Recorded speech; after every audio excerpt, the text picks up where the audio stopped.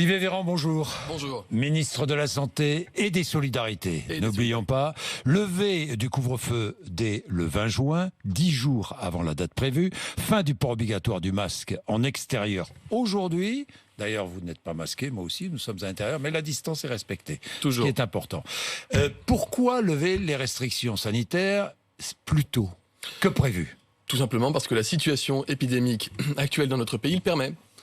Qu'on a toujours été dans la juste proportion entre les contraintes demandées aux Français, les efforts qu'on leur a demandés et les risques pour leur santé. Or, qu'est-ce qu'on constate, Jean-Jacques Bourdin ? On est à un peu plus de 3000 nouveaux diagnostics par jour et on est surtout sur une dynamique de baisse de l'épidémie qui s'est accentuée semaine après semaine, y compris lorsque nous avons bougé le couvre-feu pour le mettre de 21h à 23h. Ça baisse d'environ 40% par semaine. On peut se dire que dans une semaine, on serait aux alentours de 2000 cas. Dans 2 semaines, peut-être à 1000 et quelques cas, ce qui représenterait une dizaine de diagnostics par jour et par département. Qu'est-ce que ça veut dire ? Ça veut dire que notre système testé, alerté, protégé, pour casser les chaînes de contamination, il est pleinement opérationnel et donc il amplifie, je dirais, l'action des mesures de freinage. Donc cette proportion entre les mesures, les efforts demandés aux Français et la situation épidémique, c'est notre boussole depuis bientôt 1 an et demi. Elle nous permet aujourd'hui d'annoncer cette bonne nouvelle aux Français. Alors, est-ce que l'épidémie est maîtrisée ? Est-ce que vous pouvez dire ce matin que l'épidémie est maîtrisée ? L'épidémie n'est pas terminée. Ça certainement pas, parce qu'il y a encore des diagnostics qui sont faits. Oui, le virus circule toujours. Hospitalisés. Il y a encore des variants, notamment le fameux variant Delta d'origine indienne, qui circule dans notre pays, mais qui circule beaucoup chez certains de nos voisins. C'est plus de 95% des diagnostics en Angleterre. C'est entre 1 et 4% des diagnostics en France. C'est pour ça qu'on contrôle très bien les frontières et qu'on continuera de le faire. On ne baissera pas la vigilance. Mais sur le territoire national, l'épidémie est en déclin rapide. Et nous retrouvons une situation telle que nous l'avons connue au mois d'août dernier. Maîtrisée ? Elle est en cours de maîtrise. Elle est en cours de maîtrise. En tout cas, elle ne justifie plus aujourd'hui que nous demandions aux Français de rentrer chez eux à 23h. Certains mauvais esprits vont dire... Oui, ces annonces de libération, en quelque sorte, sont faites à 3 jours des élections départementales et régionales ? Olivier Véran ?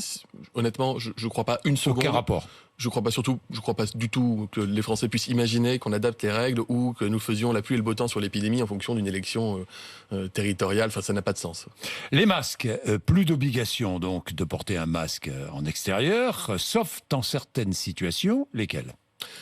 Plusieurs situations. Si je suis dans une rue ou une rue commerçante ou une rue bondée, que je fais la queue avant de rentrer dans un magasin, le préfet de chaque département va donner une cartographie des endroits qui peuvent être concernés et éventuellement les horaires. Ce qu'on avait connu d'ailleurs en France avant la généralisation du port du masque à l'extérieur l'été dernier. Si je suis dans des tribunes, dans des gradins à moins de 2 mètres de mes voisins, le port du masque restera également la règle. Si je suis sur la plage, je suis dans un parc, je suis dans les magnifiques montagnes grenobloises ou que je me balade dans des grandes rues sans risque de croiser les gens, le port du masque n'est évidemment pas indispensable et obligatoire. Par contre, vous allez voir quelque chose. En venant vers le studio là ce matin, je regardais, il y a entre 50% et les 2/3 des gens que j'ai vus dans la rue qui portaient un masque quand ils se déplaçaient. Ce que je veux dire par là, c'est que la fin de l'obligation de port de masque ne veut pas dire qu'il est interdit de le porter, évidemment, et ne veut pas dire qu'on ne puisse pas le porter pour se protéger si on se sent en sécurité avec le masque. Ce qu'on a constaté d'ailleurs dans la plupart des pays qui ont levé l'obligation, c'est qu'il y avait une pratique qui persistait. Et ce que je demande, c'est que vraiment les Français aient ce réflexe-là, de se dire, je sors de chez moi, je suis dans la rue, il n'y a personne, je porte pas de masque. Je vais passer par une ruelle très passante où je risque de croiser des gens, d'être à touche-touche. Je vais attendre mon bus pour pouvoir prendre les transports en commun. Là, je vais mettre le masque pour me protéger. Je vais me promener dans un parc, je ne vais pas mettre le masque. Mais après, je décide d'aller emmener mes enfants manger une glace. Il y a la queue devant le glacier. Je vais être en contact avec des gens, en tout cas à proximité étroite. Là, je remets le masque pour me protéger et pour protéger les autres. C'est ce réflexe-là et les Français, ils l'ont. Honnêtement, totalement. Olivier Véran, ça veut dire qu'au travail... dans les commerces, dans les transports, sur les marchés, dans les stades, je sais pas moi, dans les lieux de rassemblement, il faut continuer à porter son masque. Oui, il faudra continuer dans les marchés. Et au travail, le protocole professionnel va être adapté. Mais par exemple, si je suis maçon, je travaille dehors et que je ne suis pas dans une équipe de 15 qui sont très proches les uns des autres, je ne mets plus le masque. Enfin, en tout cas, il n'est plus obligatoire. Si je suis serveur dans un restaurant, je suis amené à croiser beaucoup de gens, etc., je continue de porter le masque. D'accord. Les discothèques, où en est-on ? Est-ce qu'elles vont ouvrir cet été ? Alain Griset, qui est le ministre délégué Oui. en charge des petites entreprises, continue de travailler avec les discothèques. Nous travaillons aussi pour un protocole sanitaire. Vous travaillez pour les ouvrir. On travaille en vue d'ouvrir les discothèques cet été. Elles seront donc ouvertes cet été avec un protocole sanitaire. Le président de la République avait donné un rendez-vous Oui. le 21 juin pour en savoir plus. Je continue de vous dire que à partir du 21 juin, on en saura plus. On travaille sur le protocole sanitaire. On comprend bien que ça veut dire que l'objectif, c'est de les ouvrir. Oui, bien sûr. L'objectif, c'est de les ouvrir. Mais l'objectif, de toute façon, c'est elles seront ouvertes avec un protocole sanitaire. De façon générale, notre objectif n'a jamais été de fermer des choses. Oui, non, mais je suis. Par contre, le protocole sanitaire, est-ce que ça passe par un pass sanitaire exceptionnel, c'est-à-dire qu'on l'exigerait pour des événements avec moins de 1000 personnes? Ça, c'est une possibilité. Je l'ai dit moi-même au Parlement. Je pense que c'est assez logique de le faire. Est-ce qu'il y a des systèmes d'aération requis ou est-ce qu'on demande aux entreprises, aux discothèques de prévoir une aération lorsqu'elle n'existe pas? C'est tout cela que nous sommes en train de peaufiner. Mais en juillet, je vous donne pas la date encore parce que je ne la connais pas, mais en juillet, les discothèques sont amenées à rouvrir avec évidemment des conditions spécifiques pour protéger. De toute façon, si on les ouvrait pas, les jeunes qui ont beaucoup donné pendant l'année et qui se sont, on le voit, ils n'ont pas beaucoup fait la fête. Mais on voit les rassemblements. Voilà, et puis ils vont se rassembler autrement. Autant faire les choses proprement. Bien. Les masques dans les cours de récréation. C'est fini. C'est fini tout ça. Les petits, il fait chaud. Franchement, les petits, ils ont besoin de courir. Olivier Véran. Et le bac à l'intérieur, dans les salles, on porte son masque ou pas? À l'intérieur des salles, on continue de porter un masque. Bien. Pourquoi ne pas avoir utilisé les 15 derniers jours de juin pour observer l'évolution de l'épidémie? Et surtout l'évolution du variant, ce fameux variant Delta d'origine indienne. C'est-à-dire, je sais pas. Vous croyez qu'on va par précaution, vous croyez que parce que les Français pourront rentrer du resto à minuit et demi au lieu de 11h, on va arrêter de surveiller? Non. Ça, bien sûr que si, qu'on surveille. Jean-Jacques Bourdin, les journées, toutes les équipes sont mobilisées dans les territoires, les ARS, l'assurance maladie, tout le monde. Alors j'ai une autre question. On lâche rien contre le virus. On ne lâche rien. Est-ce que cette liberté retrouvée doit conduire les habitants à se faire vacciner? Bien sûr. Est-ce que ça doit inciter les Français à aller se faire vacciner? Mais avec ou sans mesure, le vaccin est une chance pour l'humanité. On a une chance incroyable d'avoir des scientifiques qui, dans le monde, ont réussi à identifier en quelques mois et à tester dans de bonnes conditions d'analyse des vaccins qui sont ultra efficaces, qui sont sûrs et qui nous permettent de mettre un terme à une pandémie mondiale comme la Terre n'en avait pas connu depuis au moins un siècle. Ce vaccin, il est proposé gratuitement, dans des conditions ultra facilitées, à tous les Français.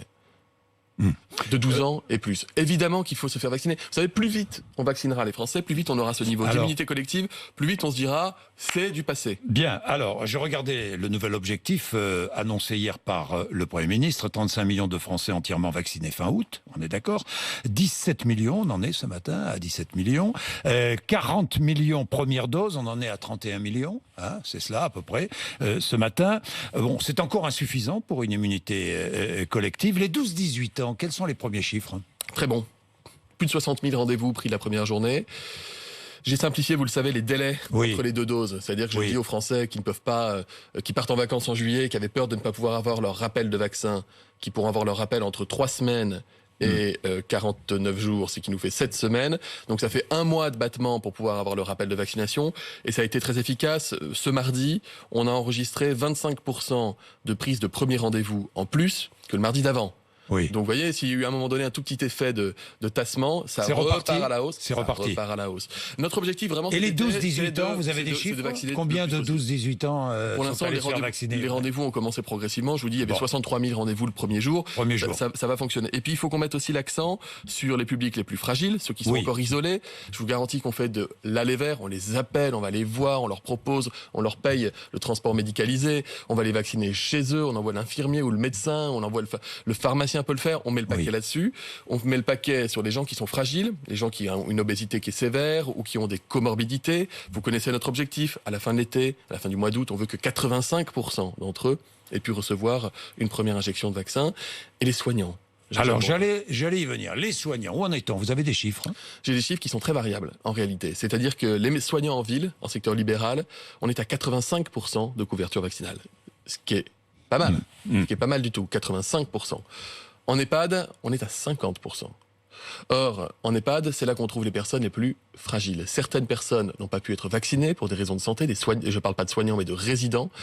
Et je considère qu'il est indispensable, il est éthique de se faire vacciner quand on va travailler au contact de personnes fragiles. Il n'y a aucune justification rien qui justifie que lorsqu'on est soignant en EHPAD, on décide de ne pas se faire vacciner. Alors envisagez-vous la possibilité de rendre le vaccin obligatoire pour les soignants en EHPAD ou le personnel qui travaille en EHPAD ou pour les soignants à l'hôpital, le personnel hospitalier? Je vous redis que, les vaccins sont accessibles pour tous, gratuitement, dans des conditions très facilitées, que je fais vraiment un appel solennel à nouveau aux soignants qui n'ont pas été vaccinés pour qu'ils franchissent ce cap. C'est important. Ils ne peuvent pas être moins vaccinés que la population générale. Il y a 60%... Ils sont réticents. Il y a 60% des adultes français qui ont déjà reçu une injection. Et il y a moins de 60% des soignants qui travaillent en EHPAD. Ça n'est pas justifiable. Donc, j'appelle les employeurs, j'appelle également les salariés de ces EHPAD, notamment à se faire vacciner. Nous y travaillons avec Brigitte Bourguignon. Et d'ici la fin de l'été, si ça ne devait pas s'améliorer, oui, nous nous poserions la question d'une obligation vaccinale pour ces publics particuliers, parce que pour ces publics nous ne pourrions... Et l'hôpital aussi. L'hôpital aussi. Le taux de vaccination à l'hôpital est meilleur, il continue d'augmenter, donc j'attends de voir, parce que je vous l'ai dit, 85% en ville. Si on atteint les 85% à l'hôpital, ce sera évidemment un point positif. En tout cas, 50 et quelques pourcents en EHPAD, ce n'est pas suffisant. Donc, nous verrons cela. Je souhaite que nous puissions, en bonne intelligence, faire progresser cette couverture vaccinale des soignants. On va reprendre notre bâton de pèlerin pour aller les voir, mais je vous le dis, on ne prendra pas le risque qu'à la rentrée, s'il devait y avoir un variant qui circule ou une reprise épidémique avec les conditions automnales, on ne prendra pas le risque d'exposer des personnes fragiles, âgées en établissement, du fait que des soignants auraient refusé de se faire vacciner. Donc si fin juillet, les soignants en EHPAD, le personnel d'EHPAD... Je ne donne pas de deadline, non, je ne fonctionne pas en ultimatum. Fin de l'été, si le personnel d'EHPAD n'est pas plus vacciné, la vaccination sera rendue obligatoire. En tout cas, je serai favorable à ce qu'on puisse en examiner les conditions. Donc vaccination obligatoire. On verra, Jean-Jacques. Oui, non, mais on verra selon les résultats. Selon les résultats. Mais vous envisagez fortement on verra la question. selon la circulation du virus, etc. Mais oui, ça me paraît honnêtement une question qui... Honnêtement, disons clairement les choses. Je crois que ça choque plus les Français de l'idée d'avoir des personnes âgées qui meurent du virus parce que les soignants qui s'en occupent ne sont pas vaccinés, même s'ils font des gros efforts au quotidien, et que je les remercie, les soignants des EHPAD. L'idée n'est pas de les pointer du doigt. Ils sont au boulot depuis 1 an et demi, ils n'ont jamais lâché. Je connais ça. Vous savez que j'ai exercé cette profession d'aide-soignant en EHPAD. Je sais le boulot que ça représente, la charge, etc. Je dis juste à un moment donné, il faut franchir le cap de la peur. Il n'y a pas de raison. Et il faut se dire que ce qu'on fait pour protéger les personnes âgées, c'est se protéger soi-même. Olivier Véran, élections départementales et régionales ce dimanche. Soyons clairs, les listes LREM, La République En Marche, devront-elles s'effacer entre les deux tours au bénéfice de la liste la mieux placée pour battre le Rassemblement National? D'abord, si je vous disais avant un premier tour d'une élection qu'on a vocation à disparaître entre les deux tours, je serais un bien mauvais politique, Jean-Jacques Bourdin. Et en plus, je prendrais un risque parce que vous voyez, cette élection n'est pas du tout jouée. Je ne connais pas la participation, je ne sais pas la mobilisation, je ne sais pas le sursaut qu'il peut y avoir de la part d'une partie de l'électorat, et j'ai jamais fait de politique sur des sondages. Et d'ailleurs, si on avait dû se fier à des sondages, les élections législatives partielles d'il y a quelques semaines nous ont montré que les sondages ne font pas la vérité du soir. Donc, laissez à nos candidats porter les couleurs de notre mouvement, progressiste, européenne, réformatrice. Laissons cette élection du premier tour se dérouler. En revanche, si vous me posez la question de savoir si nous devons prendre le risque de laisser une région basculer à l'extrême droite, ma réponse elle est claire, c'est non. Ce qui ne veut pas forcément dire s'effacer.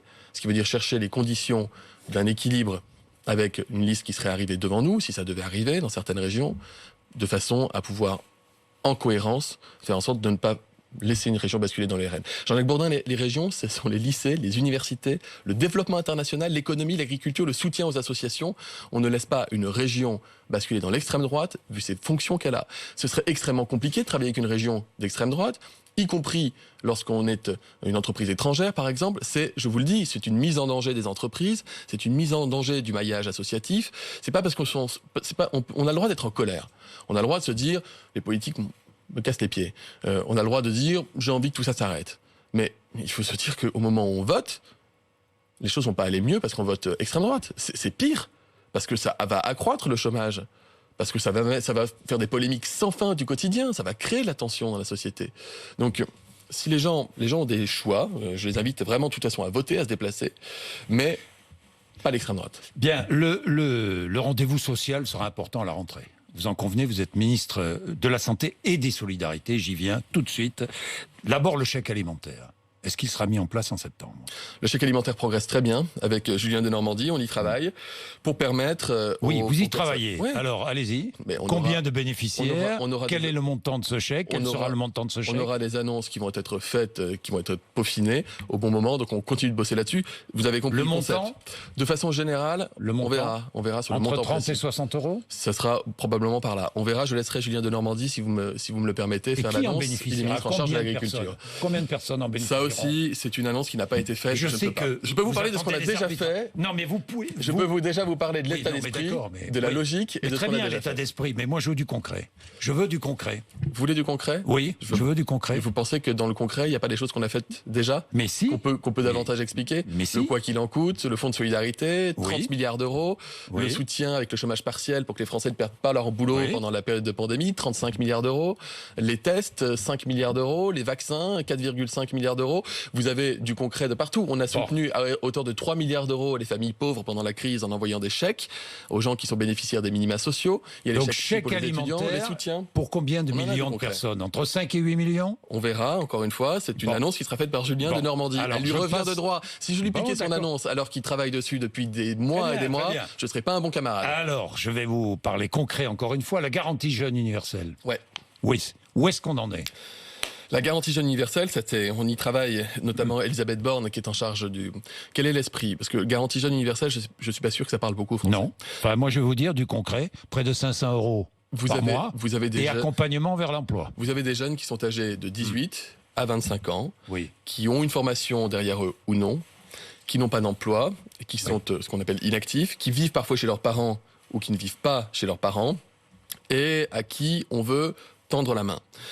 Vous savez qu'il y avait une question qui était, est-ce qu'on donne un RSA aux jeunes de 18 à 25 ans? Moi, je considère que ce n'est pas la solution. Un RSA, c'est un minima social qu'on va donner aux gens et on sait que l'accompagnement ne suit pas suffisamment. Et franchement, si j'avais eu 20 ans, c'est pas un chèque pour solde de tout compte que j'aurais attendu tous les mois. C'est pas la perspective d'une vie. La garantie jeune, c'est de dire à un jeune, on va vous inscrire. Si vous n'avez pas fait d'études et que vous voulez les reprendre, vous inscrire à l'école de la deuxième chance, on va vous donner des sous pour ça. Si vous voulez rentrer en apprentissage, on va vous donner des sous pour ça. Si vous voulez prendre un stage, faire un service civique, on va vous donner de l'argent pour ça. Si vous voulez commencer à avoir un boulot en entreprise, on va vous accompagner et on va vous donner de l'argent pour ça. Donc c'est non seulement le chèque, mais surtout l'accompagnement vers autre chose. La première des solidarités, Jean-Jacques Bourdin, c'est l'emploi. Est-ce que le dispositif sera étendu? Le dispositif sera vraisemblablement étendu, mais les annonces seront faites à bientôt. Combien de jeunes? Bientôt. Vous voyez que je demande de concret. Bien sûr, mais je connais Olivier Véran. Mais vous me demandez de vous présenter ici des arbitrages qui n'ont pas encore été finalisés. Je vous en explique déjà l'esprit. Et l'idée, c'est que les jeunes de 18 à 25 ans ne soient plus sans solution du tout. Et je travaille avec Elisabeth Borne sur d'autres aspects, sur des jeunes qui sont vraiment très très en dehors de cela, qui même à qui vous proposez cela sont vraiment en dehors, parce que parfois des jeunes qui vivent à la rue, pour qu'on ait un amortisseur social. On travaille aussi sur l'accompagnement sanitaire de ces jeunes qui parfois sont éloignés aussi du boulot parce qu'il y a des problèmes qui n'ont pas été pris en charge. Et on travaille sur ce qu'on appelait le projet du RUA, le revenu universel d'activité, qui lui consiste à, et on ne le fera pas tout de suite parce que c'est un chantier monumental, mais dans les prochaines années, j'aimerais bien qu'on puisse le porter, qui consiste à simplifier des prestations et des allocations. Il y en a 15 différentes, je suis sûr que vous ne les connaissez pas les 15, et il y en a pourtant pour 55 milliards d'euros par an. Vous les connaissez? Maintenant, je commence à bien les connaître, faut dire. Et c'est pas assez redistributif. Bref, c'est tout ce chantier-là qui est devant nous. Il faut comprendre qu'on veut accompagner les jeunes, surtout après la crise Covid, avec ce qui se passe sur le marché de l'emploi aujourd'hui. Vraiment, l'idée, c'est d'avoir un très grand mouvement vers la jeunesse, avec cette garantie jeune universelle améliorée. C'est Elisabeth Borne qui le présentera. Et un grand mouvement vers le 3e âge aussi, ou le 4e âge. À l'autre extrémité de la vie. À l'autre extrémité, la prise en charge des personnes âgées, c'est très important. La loi mise en œuvre avant la fin du quinquennat. Alors, avant même la loi, avec Brigitte Bourguignon, on a fait beaucoup pour l'autonomie. Oui, mais à nouveau, on avale les trucs, on les consomme, et après, les gens ne le voient pas. Quand vous allez dans un petit village à côté de Nîmes, et que vous allez rentrer au café et que vous dites aux Français, est-ce que vous savez ce que l'État a fait pour vous depuis le début de la crise sanitaire, là, en un an, en termes de politique sociale? C'est compliqué, parce qu'on a fait beaucoup de choses, et qu'il faut prendre le temps de la pédagogie. Si on ne présente pas le bilan, on ne valide pas et on n'entérine pas le fait qu'il y a de l'action publique. Les Français ne savent pas, vous avez raison, mais quand je vais à l'hôpital, je ne sais pas combien je coûte à la collectivité. Est-ce logique? Non, c'est pas logique. Il faut que vous le sachiez, bien sûr. Bien sûr, c'est pour ça que je vous ai donné des chiffres. Mais même quand on donne des chiffres, Jean-Jacques Bourdin, quand je dis le chômage partiel, ça a été 35 milliards d'euros de la part d'État. 35 milliards d'euros, Pour les gens, ça ne parle pas forcément. Mais 35 milliards d'euros, c'est une dépense sociale monumentale. Pour l'autonomie-dépendance, je vous réponds 2 secondes en vous donnant 2-3 exemples. Par exemple, on a mis quasiment 1 milliard d'euros sur le numérique. Dans les EHPAD. Pourquoi ? Parce que dans la crise sanitaire, eh bien, il y avait des EHPAD qui avaient des tablettes, qui avaient des outils numériques qui permettaient de casser les distances. C'est important. Par exemple, pour les personnes âgées, on a augmenté fortement les salaires des soignants des EHPAD, dont on parlait tout à l'heure. C'était le Ségur de la santé, pour faire en sorte que là où on manquait de soignants, les soignants reviennent et viennent y travailler. Et donc, nous travaillons aussi à ce qu'on appelle la gouvernance, la médicalisation. Projet de loi à l'Assemblée en septembre. Tout ça, c'est en dehors de la loi. En dehors de la loi. Mais projet de loi à l'Assemblée en septembre. Nous verrons pour le calendrier parlementaire. Il y a beaucoup de textes, il y a beaucoup d'arbitrage à prendre, ce qu'on appelle l'agenda social. J'ai des questions à ce propos. Ouais. Tiens, est-ce que les départements continueront à fixer le montant de l'allocation personnalisée d'autonomie ? C'est en discussion, à la fois dans le cadre de la loi 4D, qui est la loi sur la décentralisation, et à la fois dans le cadre de la loi qui pourrait être examinée sur la dépendance et l'autonomie. Ce que je peux vous dire, c'est que nous travaillons à augmenter le salaire des aides à domicile, qui relèvent des départements. Vous allez augmenter les salaires des aides à domicile ? On l'a déjà fait, en fait. On l'a déjà commencé. Ensuite, il faut aller plus loin. Parce qu'on veut le virage domiciliaire, c'est-à-dire qu'on veut que les personnes âgées restent plus longtemps chez elles et que l'EHPAD, ce soit vraiment Alors, j'ai quand il n'y a pas de solution. Une autre idée que vous connaissez bien, puisque vous y travaillez dessus, j'imagine, les EHPAD qui pourraient proposer des services à domicile aux habitants âgés vivant à proximité. Oui. C'est une bonne idée, ça ? Tout est une bonne idée. Est-ce que c'est une idée qui fait son chemin et qui sera... Mais il y a plein d'innovations. Dans le texte de loi à l'automne. Il n'y a pas forcément besoin d'une loi pour ça, en fait. Ça existe, Jean-Jacques Bourg. Oui, enfin, ça existe. Mais c'est pas développé du tout. Il faut pouvoir C'est pour ça qu'il faut travailler ce qu'on appelle la gouvernance, qui est un mot qui est techno, mais qui est important. C'est-à-dire comment est-ce qu'on organise la prise en charge. Il y aura une loi spécifique à l'automne ? L'agenda parlementaire, il nous reste quelques mois dans ce mandat, puis ensuite on aura 5 ans de plus, donc ça va pas s'arrêter dans quelques mois. On se fixe dans la durée. L'agenda parlementaire ne m'appartient pas. Nous verrons ce qu'il en est plus tard, bientôt. Vous aurez la réponse, à mon avis, vous savez, en juillet, parce qu'il va falloir arrêter de toute façon le calendrier parlementaire. Nous demanderons au Premier ministre. De la même manière, pour les retraites, etc., vous aurez toutes ces réponses bientôt. Les retraites, tiens, faut-il reprendre cette réforme ? Vous voulez dire que j'ai mis une pièce dans la machine. Bravo. Est-ce qu'elle doit être reprise avant la fin du quinquennat ? Il y a 2 réformes des retraites. Il y a ce qu'on appelle la réforme paramétrique, ça veut dire combien de temps on travaille, et la réforme systémique, ça veut dire comment est-ce qu'on organise le système de retraite par répartition.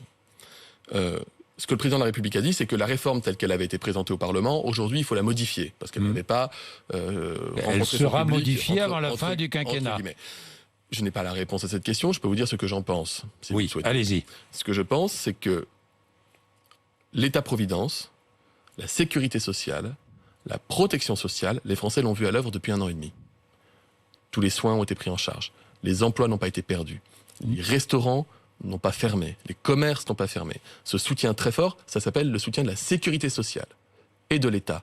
Et ça, c'est indispensable, ce qui fait qu'on a évité d'avoir une explosion de la pauvreté, nous le verrons dans les mois qui viennent, et d'avoir une explosion des fermetures d'entreprises avec un chaos sur le plan économique. Cet amortisseur-là, il a engagé énormément de dépenses. Nous l'avons vu à l'œuvre, et chacun d'entre nous a été bénéficiaire de ce que l'État et la sécurité sociale étaient capables de nous apporter en période de crise. Ce que je souhaite, avec le sérieux qui m'anime depuis que je fais de la politique, c'est que nous puissions équilibrer les finances de la sécurité sociale. Or, nous sommes à un niveau d'endettement qui est important. Nous sommes avec un système des retraites qui n'est pas équilibré. Il y a eu un rapport qui montrait qu'on est à 20 milliards de déficit cette année. Donc, il ne serait pas raisonnable, de toute façon, de dire aux Français qu'il n'y aura jamais besoin de réformer les retraites. Donc, c'est une question qu'il faut pouvoir poser. Reprise de la réforme, une autre réforme. J'en termine.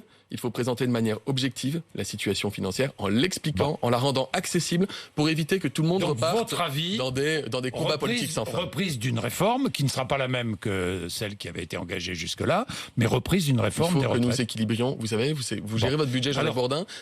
Si à un moment donné, vous voyez que chaque mois, vous dépensez 500 € de plus que ce que vous percevez, vous empruntez à votre banque, vous faites des prêts à la consommation, puis à un moment donné, votre banque va vous dire, en fait, on ne peut plus vous prêter, ou alors ça va vous coûter très cher. Alors, comment relever ? Comment reprendre la réforme en relevant l'âge légal de départ à la retraite? Ça veut dire que c'est une piste qu'il faut pouvoir continuer d'explorer. C'est une piste qui a déjà été abordée, y compris par la gauche, y compris par la droite, qui est la durée de cotisation. Et qui sera abordée avant la fin du quinquennat. Ce qu'il faut comprendre aussi, Jean-Luc Bourdin, c'est qu'il y a un engagement qui a été pris par le président de la République, par le gouvernement, et que je rappelle, parce que les gens peuvent ne pas y croire, mais pourtant c'est une réalité. Nous n'augmentons et n'augmenterons pas les impôts. Le niveau d'imposition de notre pays a baissé depuis le début du quinquennat. Or, il y a des gens qui commencent à se dire, tout ce qu'ils ont dépensé là, ça a coûté bien trop d'argent pour qu'on n'augmente pas les impôts. On ne les augmentera pas. En revanche, qu'on puisse équilibrer les recettes et les dépenses du système des retraites, en augmentant, s'il le faut, la durée de cotisation, c'est une manière, je dirais, sérieuse de faire en sorte que s'il y avait une pandémie qui éclatait dans 10, dans 15 ou dans 20 ans, ou s'il y avait une crise économique, ou un krach boursier ou je ne sais quoi, notre système soit suffisamment robuste pour que la France puisse continuer de faire ce qu'elle a fait en période de crise, c'est-à-dire protéger les Français sur le plan de la santé, du social et de leur emploi. Il faut donc augmenter la durée de cotisation. Ça veut dire que le débat est sur la table. Merci Olivier Véran d'être venu nous voir ce matin, 8h55, RMC et BFM TV.